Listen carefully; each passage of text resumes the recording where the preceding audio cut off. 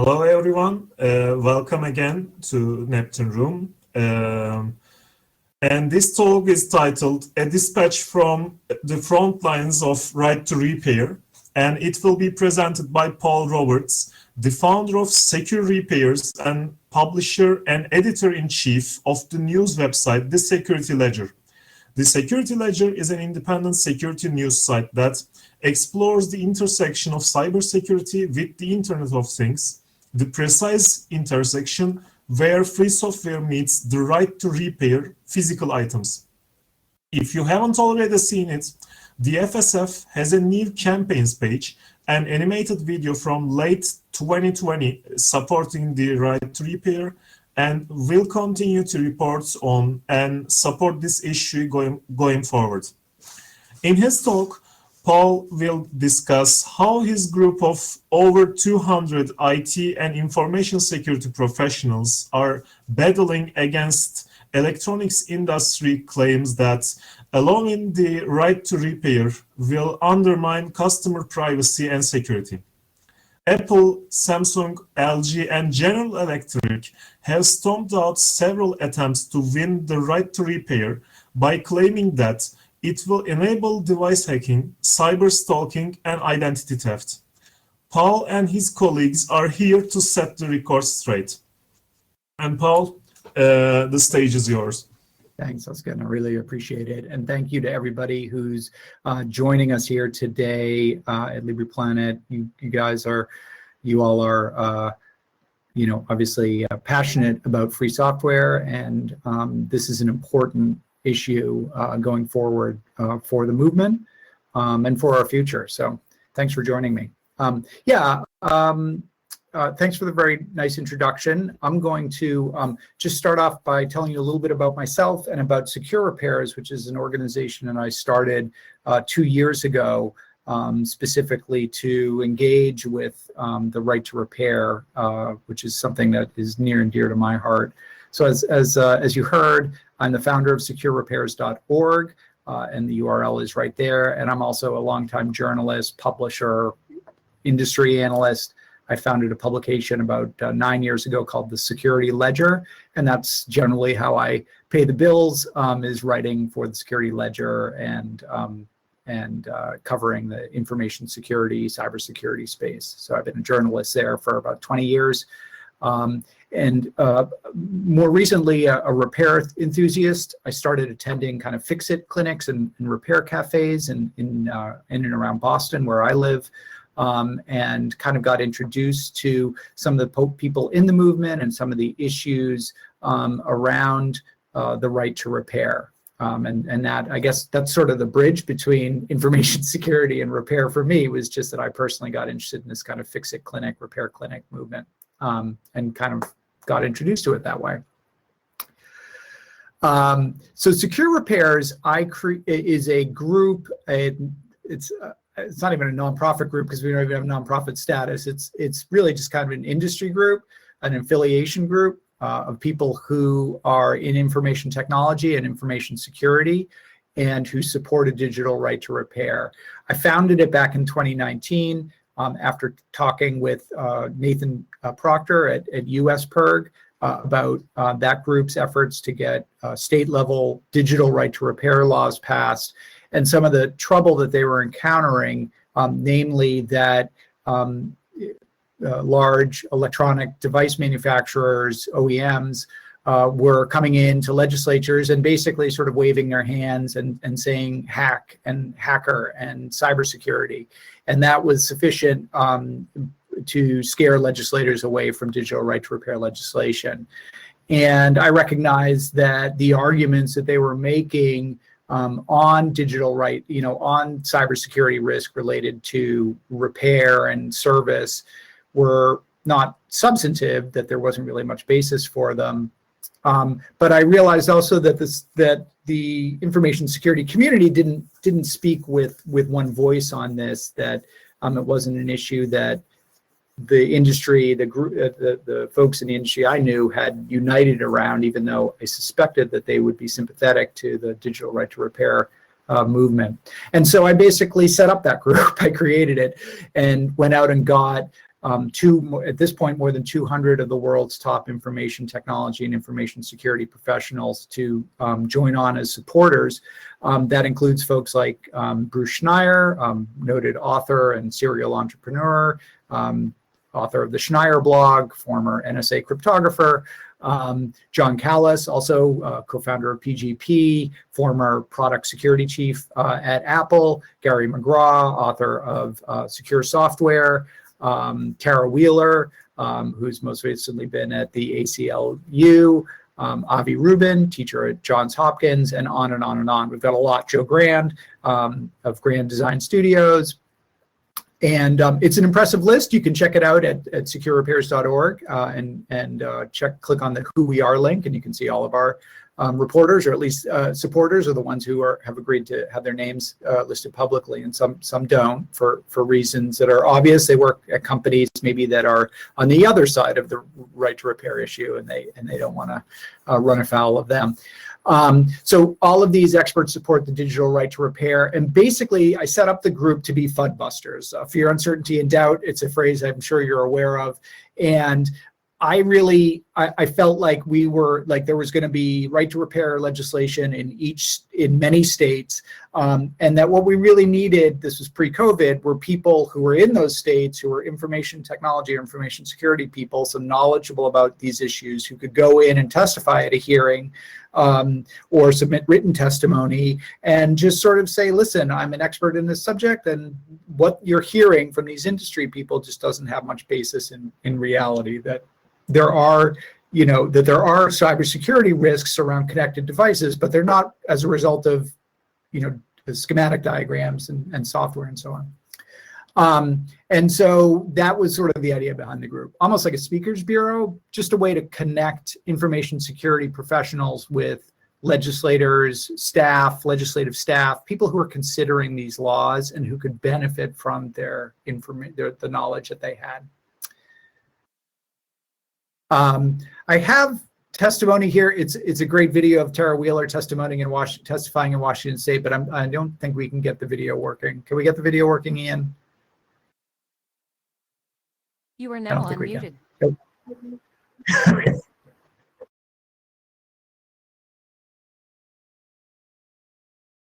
In IRC, that's great. It's awesome, yeah. You are now muted. So this is if you just search like Tara Wheeler gangster testimony, that was Louis Rossman, who's a big right to repair advocate and has a big Discord group focused on right to repair, runs a repair shop in Manhattan, has gone all over the country to testify at these hearings, and he caught one of our experts, Tara Wheeler, in Washington, and really liked her testimony and shared it. So it's on YouTube. It'll be in the IRC. Check it out. Gives you a sense of kind of what we do and what we're up against within these hearings, and with the industry lobby in general. I don't know if you had a chance to see Kyle Wiens speak yesterday. If not, I'll just kind of give you a update on the right to repair. So with right to repair, digital right to repair, I should say, what these laws seek to do is create a legal right to fix your own stuff. And that could include, obviously, smartphones is a great example, any kind of consumer electronic. These days, obviously, increasingly, home appliances are smart, so they're run by software, maybe internet connected, and have a big component of them that is software based. So being able to fix your dishwasher, your refrigerator, your toaster, your home router, anything that's electronic in your life that might break. If you're a farmer, obviously, that could be farm equipment. And that's really what digital right to repair is all about. You have a right to fix your own stuff, just like you have a right to replace the oil filter in your automobile. We all take that for granted, but in fact, your right today in the United States to change the oil filter in your automobile or replace, really any component of it is predicated on a legal right that exists because the voters in Massachusetts back in 2013 or 2012 passed a ballot measure that explicitly said that owners and independent repair people have a right to repair cars. Prior to that, automakers could have limited access to the diagnostic codes and diagnostic tools, software basically, that are used to fix cars. Cars these days are run by computers. In order to fix something, you need to understand what's wrong with it, and the software tells you what's wrong with it, where the error is, where the problem is. And with that information and knowledge about what parts to use, you can go in and do the repair yourself, or your independent, the corner garage can do it, or the auto dealer can do it, the authorized repair person. Automakers would have liked to have only authorized repair people do it, their dealers and authorized repair providers. And then the voters in Massachusetts said, nope, you need to make that information, diagnostic information, and those tools available to owners either at a fair market price or for free, depending on what you offer them to your authorized repair people. And that is why you can continue, basically after that law passed, the automakers signed a memorandum of understanding saying we will recognize the language of the Massachusetts law nationally. And so you can continue to go to an independent garage and get your car serviced after your warranties run out. And I think most of us probably do that. I like to say when I testify that if automakers, if that law did not exist, and if automakers these days chose to, they could literally prevent you from changing the tire on your own car. They could embed a RF chip in the wall of the tire that needed to authenticate to the operating system of the car wirelessly when the tire was replaced. And they could mandate that you used, manufacturer approved tires. And in fact, that a manufacturer-approved technician did the tire change and punched in a code to authenticate the tire to the car. It's pretty dystopian to think that you couldn't even change your own car tire, but the technology totally exists today to do that. The only reason that doesn't happen again is because there's a right to repair law that prevents that type of monopolistic ecosystem from existing. So right to repair is basically saying you as a consumer have the right to fix your own stuff.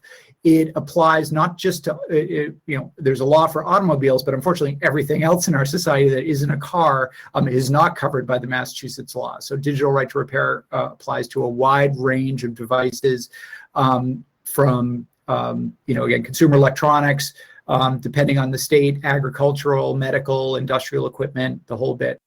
And this is part of a broader movement that you are all probably familiar with, kind of circular economy, which is, really has a lot of traction in Europe right now, not so much in the US, but really an effort to reduce waste, to reduce environmental harm by extending the useful life of the things in our that we use, moving away from kind of planned obsolescence and a throwaway economy to really kind of live, have a smaller footprint, as it were.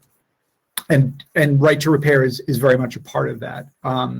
Okay, so the good news, again, you might have heard some of this in Kyle's talk yesterday, but if not, I'll just update you. So this year, 2021, we have legislation pending in 25 states in the United States, right to repair legislation. That is the most ever.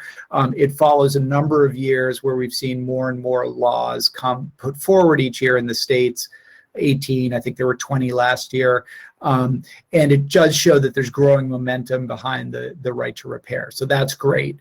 On the yes side are basically most consumers and also civil society groups, pro-consumer groups like PIRG, environmental groups, and the Fix-It community, most notably the group iFixit and Kyle Wiens, who have been huge supporters of this.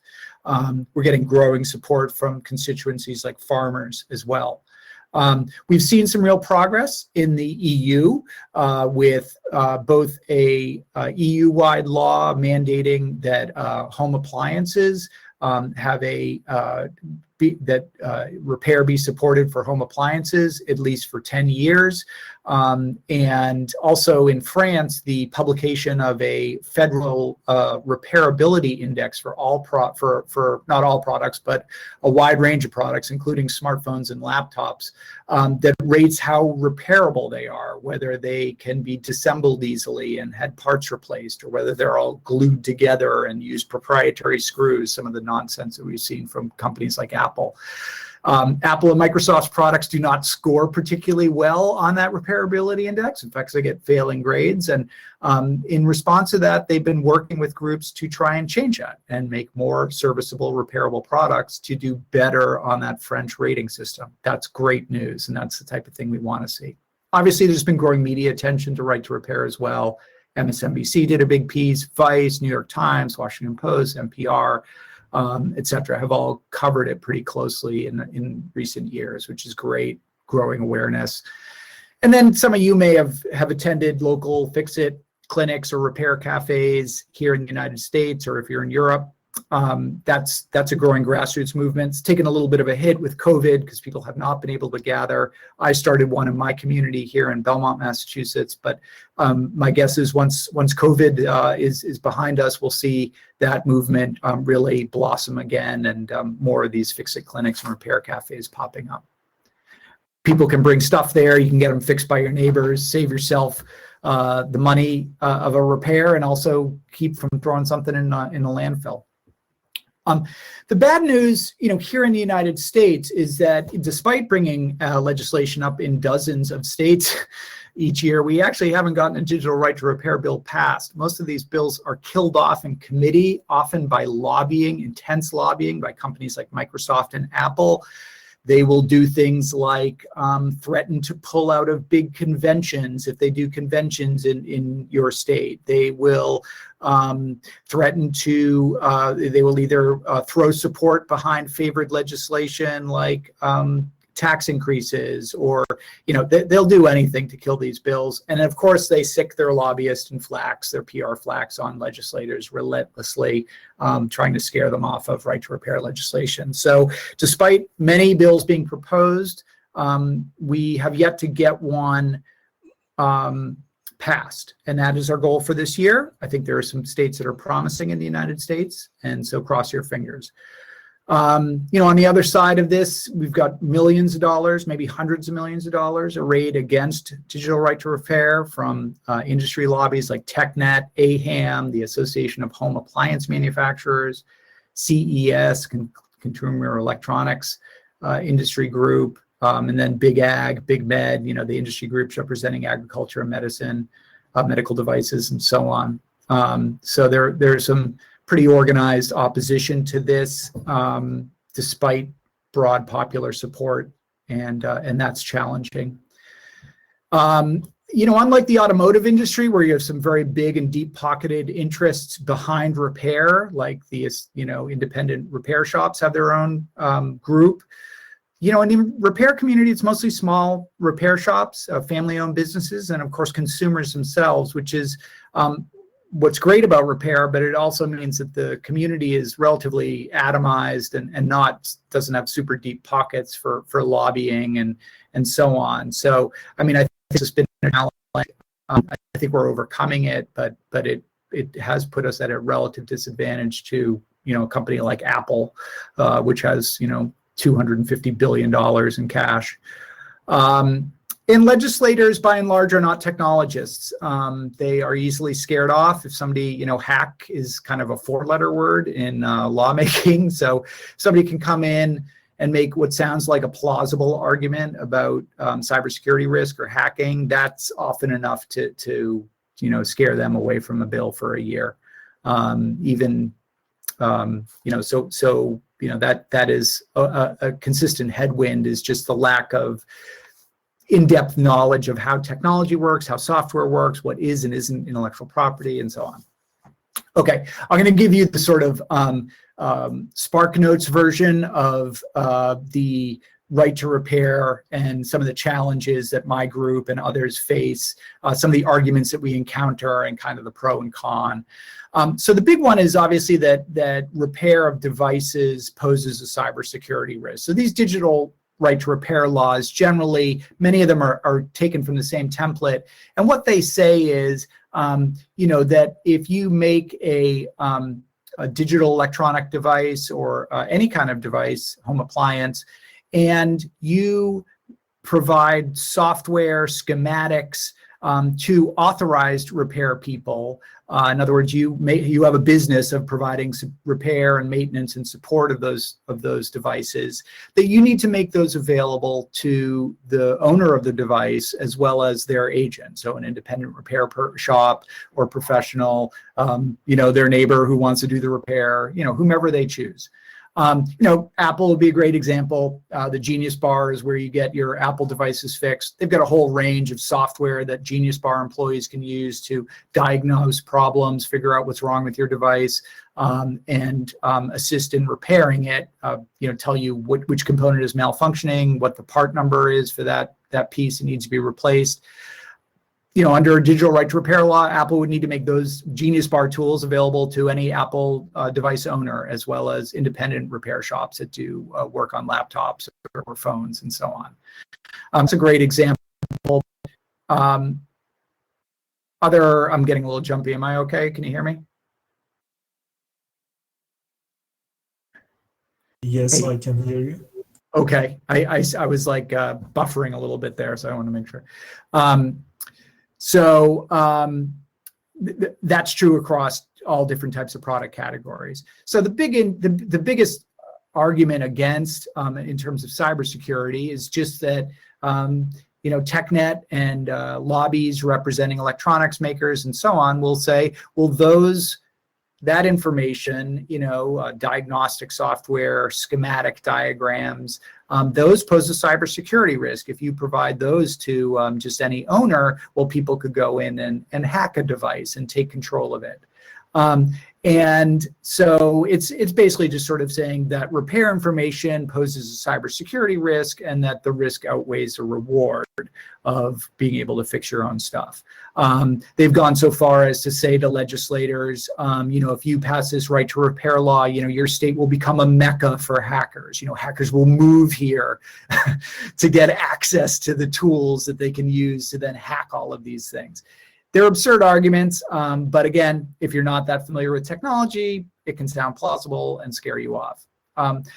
My group's argument and response to that, obviously, is that there is no real link between repair and hacking. That if the charging port on your iPhone breaks and you want to repair that port, replace that broken part, maybe water damaged with a replacement, that doesn't pose a cybersecurity risk. You only need to know what the problem is. So, what's broken, what's preventing my phone from charging, what the part is, where it goes on the logic board so that you can replace it. And then you can get your, soldering tools out and order the replacement part and fix it.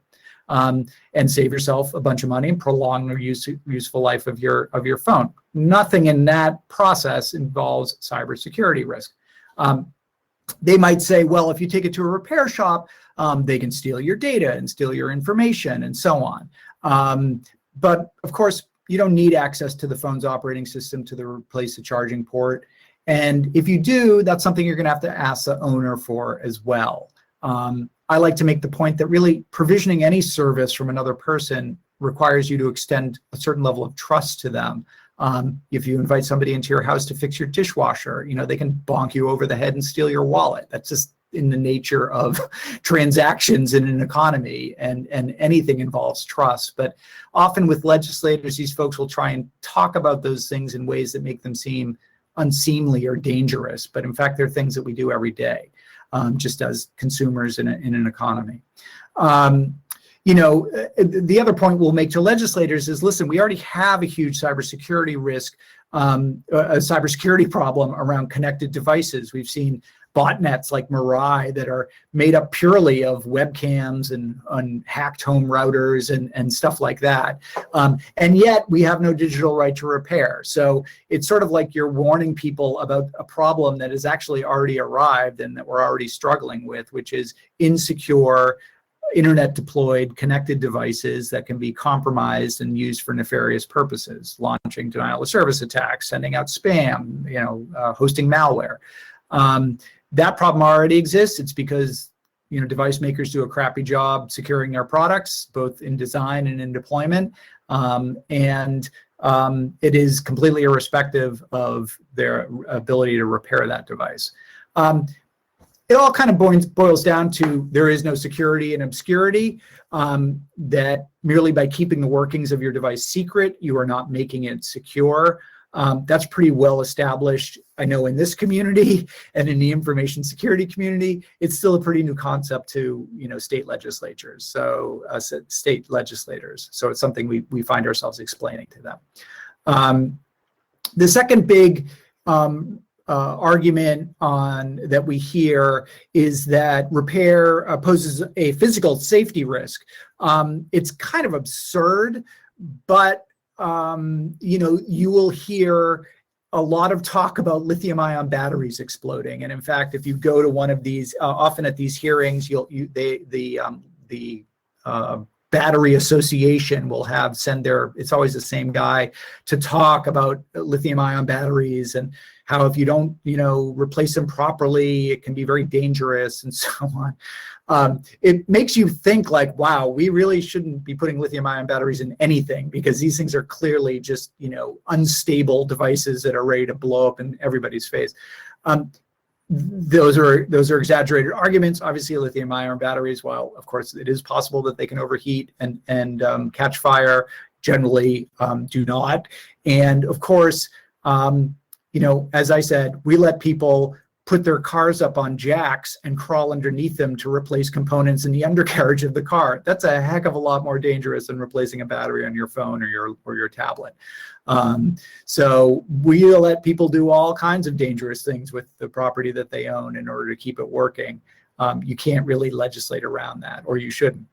The other thing is that owners might do a bad job of repairing their property, particularly with things like farm equipment or devices that might,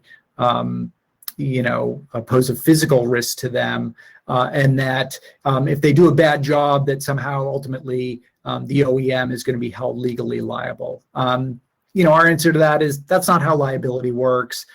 You're responsible for designing a secure and safe product, but if somebody performs a faulty repair, I don't think there's any precedent for the fact that you're going to be legally liable for that. So again, it's a scare tactics. Legislators who aren't familiar with how liability works might get fooled by it, but we try and remind them that those are just scare tactics. And the final one, and this is going to be a familiar one to the people in this audience, is that repair poses a risk to their intellectual property. That by it's hard to draw a line on where it's hard to sort of see the limit of what companies like Apple or Microsoft consider their intellectual property, but suffice it to say they have an expansive view of what constitutes their intellectual property. Apple will often make it seem as if merely opening up an iPhone and viewing the contents of it, viewing the assembled phone, the logic board and the parts, is some grievous violation of their intellectual property, that simply by looking at how the device is put together, you could then start manufacturing them yourself. Or that the parts that they have carefully sourced and put in the phone are somehow should not be exposed to the owner of the phone, because that violates, that then you're seeing how their supply chain works. It's crazy, but they'll say it as a way to imply that repairing phones is going to give owners some in-depth knowledge about Apple's source code, manufacturing processes, supply chain, in ways that will put them in a competitive disadvantage. you know, again, schematic diagrams that show you what the different parts are in a device and how it all fits together are not intellectual property. In fact, not too long ago, they were pasted to the back of every refrigerator and dishwasher that was ever sold because they knew, the manufacturers knew, at some point this owner is going to want to fix the thing and they're going to need to know how it, you know, what the part is and where it goes. You know, this is clearly not intellectual property. It's not proprietary information. It's just a helpful diagram to help people service and maintain their device. So that's not how intellectual property works. We make that argument to legislators. iFixit has a new legislative coordinator who is helping to kind of explain that to them. But often, you know, again, if it's a plausible sounding argument, that's enough to carry the day. So that's another one that we do run up against from time to time. You know, the big risk here is what one of our SecuRepairs members, Richard Forno, made an argument in testimony that he submitted, and I actually have the link to it down. It's Stanford published it on their cyber law blog, which is great. But you know, the thing that we need to be concerned about is this concept of the digital company town, that as we move from an environment made mostly of you know, mechanical devices that we use and that provide convenience in our life, to software-driven devices and Internet of Things, software-driven and internet-connected world of devices, that the manufacturers of those devices are increasingly moving towards this concept of what Richard calls the digital company town, and it's a reference, if you're not, you know, here in the United States, you know, the company towns back in the 19th century or early 20th century might be mining firms or steel manufacturers, where the workers who worked in the mine or the factory lived in homes that were owned by the company and shopped at stores that were also owned by the company. And so the company, in essence, controlled every facet of their life. You know, they paid the wages, but then got that money back in rent and groceries and other things. And they are often ways to sort of create it was kind of like sharecropping, you know, create a kind of serfdom for their employees, in which they got in debt to the company and they were never able to get out. You know, they weren't getting fair rent. They were paying more for their food than they would have otherwise, and it created dependency on the company. A lot of these kind of digital product ecosystems are starting to really look like that. You know, the technology vendors want to create the digital equivalent of the company town, where they and only they provide the goods and services to their customers, and deny them the right to manage, maintain, support, tinker with their own stuff. You know, as Richard points out, there are a number of problems with that. First of all, it's monopolistic behavior, and so it imposes costs on the consumer by reducing the benefit of competition for those services and parts. And the other is it creates a kind of monoculture or an ecosystem, a single point of failure and vulnerability for individuals and businesses alike. I'll point out that, you know, the Department of Justice recently charged an individual for trying to plant malware on the network of Tesla. You know, Tesla is a company that is a ardent opponent of the right to repair, and in fact sent a letter out to all the Tesla owners in Massachusetts this past November to try and defeat a state referendum to expand our auto right to repair to include wireless telematics data, which Tesla relies on wireless telematics very heavily. That ballot measure passed overwhelmingly, which is great. But when you consider it, you know, if you were able to put ransomware on Tesla's network and gain access to the back-end systems that they use to push updates out to their fleet of hundreds of thousands or millions of deployed vehicles, you could in essence brick those vehicles in the driveway or in the parking lot or even on the highway while they're driving. And hold them hostage for ransom. That is a risk that comes from a, you know, this kind of technology monoculture, this top-down kind of very tightly integrated ecosystem. And that is a huge risk to our economy and to consumers, and it's something we need to consider. And in fact, it's not just, so that's one example, but in fact, this digital kind of dystopia already exists. It's already here, and if you want to see it, you just need to go to your local farm and talk to the farmer who right now is over a barrel to OEMs, manufacturers like John Deere and International Harvester, who sell $100,000, $200,000 pieces of equipment to farmers that they cannot repair and service themselves because of software-based controls and restrictions.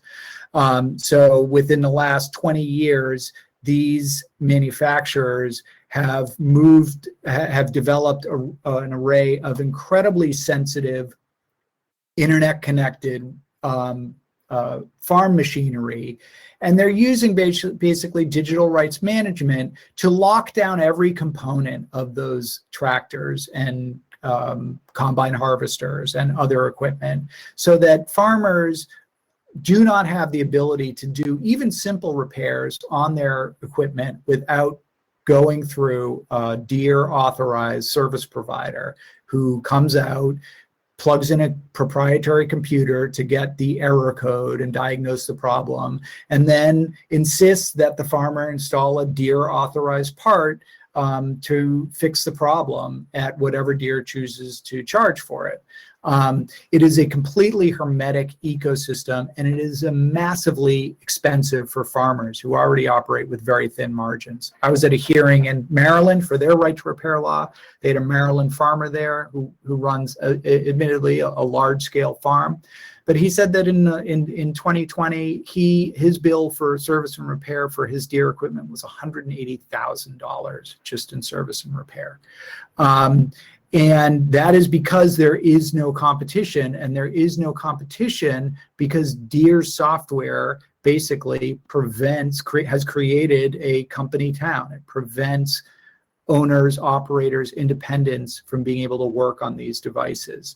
And when you consider also that farmers, many farmers out in Montana, Nebraska, Wyoming, they may live 2 hours from a Deere dealership. So when these devices throw an error code, it's not like your car. It's not like the check engine light comes on. You're like, okay, well, I'm gonna have to get my car in to be seen soon, but I'm gonna keep driving on it. Maybe I'll ignore the check engine light, just keep driving on it forever and never get it checked out.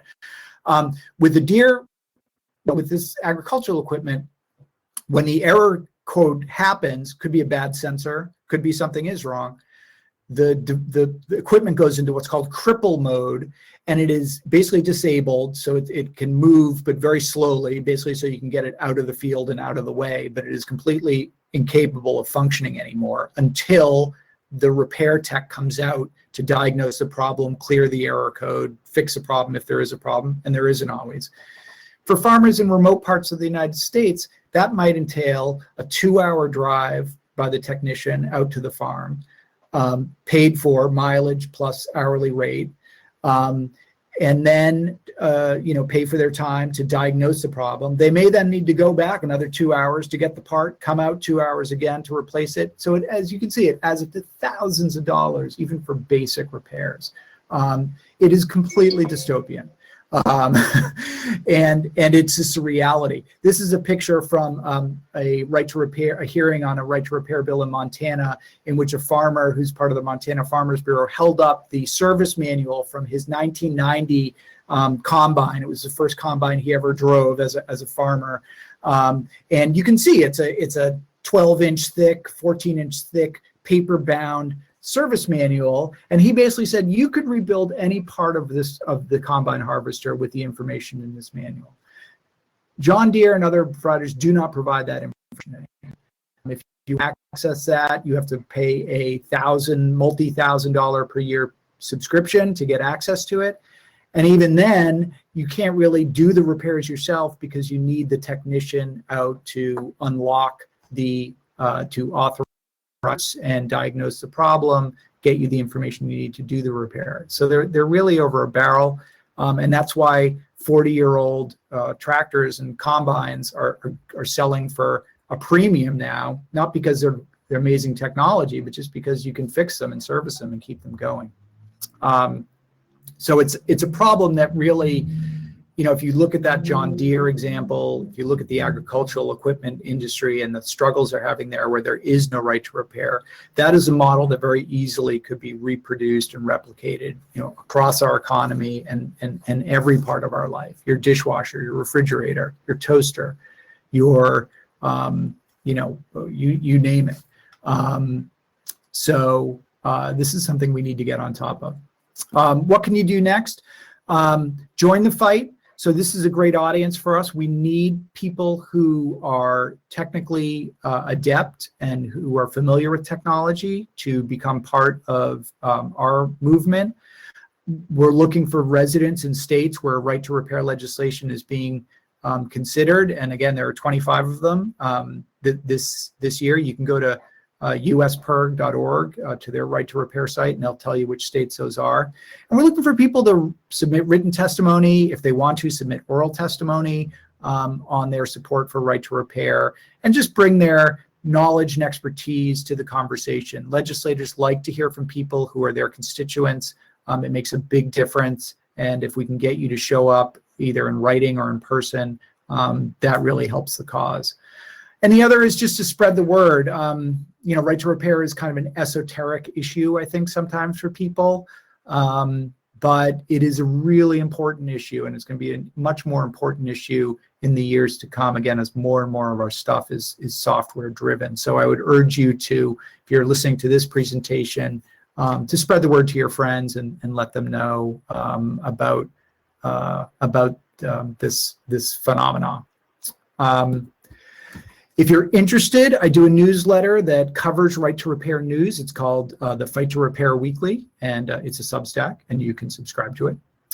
And other than that, I'm done. I can take questions, or we can wrap. Wait, please. Paul, thank you for your presentation. We have a couple of questions. Sure. First of all, Elusive asked that I'll be curious to hear his opinion on AVs. I think this means autonomous vehicle, since those are likely to take even more control away from people. Sure. And in fact, we're seeing in the United States and elsewhere already that there's been a string of accidents involving Teslas, which are not autonomous, but which have no hands driving features on them. Unfortunately, these Teslas keep driving under semi-trucks and decapitating their drivers. So I think what I'd say on AVs is, of course, autonomous vehicles are very promising technology.